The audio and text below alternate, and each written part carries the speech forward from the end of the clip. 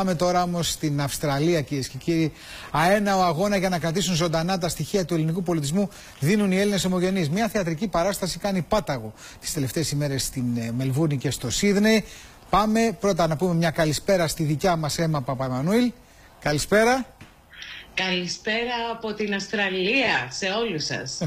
Με το χαμόγελο και βέβαια ξενύχτη κάθε βράδυ, μία εσύ, μία ο Αλέκος. Σας έχουμε αναστατώσει στη ζωή, αλλά σας ευχαριστούμε που είστε παρόντες σχεδόν καθημερινά εδώ στην Ώρα Ελλάδας. Έμα μου, να πάμε να δούμε λίγο το ρεπορτάζ που ετοίμασες για να καταλάβει και ο κόσμος περί τίνος πρόκειται. Βεβαίως. Πάμε. Πήγε σε μια ψαροταβέρνα στο Μπράις. Ναι, θυμάμαι. Ήταν τότε που έφαγα κοινό. Εκείνο το βράδυ, κύριε αστυνόμε μου, εγώ έφαγα μια χαριτούλα. Τι με κάνεις κανείς το στόμα μου τώρα, Είσαι και ξαρδιά. Πάμε.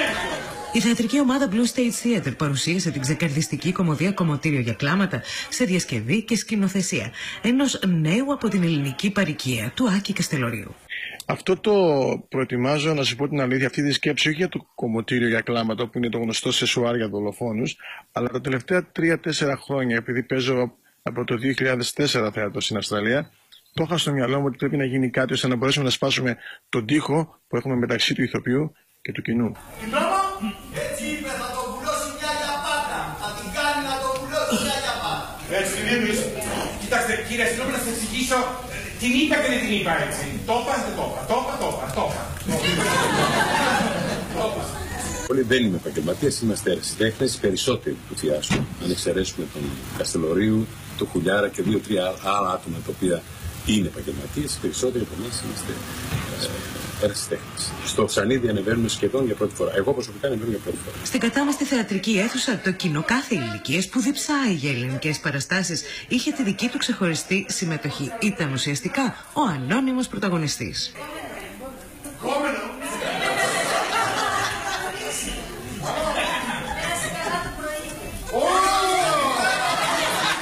Κυρίως περνάει στο κοινό η χημεία που έχουμε και η αγάπη μας και όλο αυτό το μεράκι και γίνεται συμπρωταγωνιστής και το κοινό μας. Πού ήσαν μεταξύ των ορών 4 και 4 το απόγευμα? Πώς είναι? Μαρία. Μόνο τους νυχτοφόνιας. Σημάνω μέσα. Υπάρχει δηλαδή χώρος για το ελληνικό θέατρο στην Αυστραλία? Αν υπάρχει, δίψα έχει ο κόσμος εδώ και θέλουν το πολύ ανάγκη. Αυτό έχουμε δει και το έχουμε πάρει χαμπάρι πολύ καιρό, αλλά δεν ξέραμε πώς.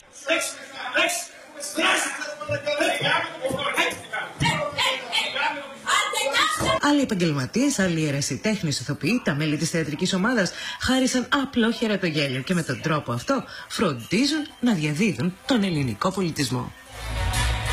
Λοιπόν, πάμε πάλι στην Έμα Παπαεμμανουήλ να μας πει τι ακριβώς είναι αυτή η παράσταση. Είδαμε έτσι ένα στίγμα. Ο τίτλος της θεατρικής παράστασης μπορεί να είναι κομμωτήριο για κλάματα, αλλά η αλήθεια είναι ότι, όπως είπαμε, σκορπάει άφθονο γέλιο, ξεκαρδιστικό γέλιο. Γέλιο μέχρι κλάματος δηλαδή. Παρακολούθησε.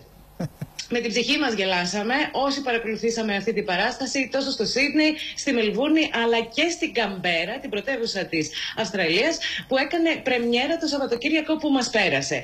Όπως ακούσατε και στο βίντεο, είναι μια διαδραστική παράσταση, δηλαδή συμμετέχει και το κοινό, όπου είναι ο ανώνυμος πρωταγωνιστής και είναι καθοριστικός ο ρόλος του, καθότι αποφασίζει σε κάθε παράσταση ποιος είναι ο δολοφόνος. Αυτό σημαίνει ότι δεν είναι κάθε φορά το τέλος σκηνοθετημένο, αλλά προκύπτει μέσα από ψηφοφορία, την ελληνική δημοκρατική διαδικασία, που γίνεται κατά τη διάρκεια της παράστασης. Όλα τα μέλη είναι, όπως είπαμε, κάνουν και άλλες δουλειές, είτε είναι ηθοποιοί είτε ερασιτέχνες ηθοποιοί, αλλά αυτό που έχουν κυρίως στην καρδιά τους είναι μέσα από το ελληνικό θέατρο να διαδίδουν την ελληνική γλώσσα και την αγάπη για τον ελληνικό πολιτισμό. Και η Ομογένεια βεβαίως τους χαρίζει το χειροκρότημα, διότι πραγματικά έχει ανάγκη από τέτοιες παραστάσεις και τέτοιες πολιτιστικές δράσεις. Είναι τα περισσότερα από τα παιδιά, ηθοποιοί, σκηνοθέτες κλπ. Είναι γεννημένοι εκεί στην Αυστραλία ή μεγαλωμένοι εδώ στην Ελλάδα? Είναι μία μίξη και νέο-μετανάστες που έχουν έρθει τα τελευταία χρόνια από την Ελλάδα, αλλά και παιδιά που έχουν γεννηθεί εδώ στην Αυστραλία και έχουν μάθει βεβαίως τα ελληνικά μέσα από την οικογένειά τους και τα σχολεία. Μπράβο τους, μπράβο τους. Λοιπόν, ευχαριστούμε πάρα πολύ για το θέμα που μας ανέδειξες. Να είσαι καλά. Χαιρετισμούς και στον Αλέκο και στο μικρό. Να είστε καλά.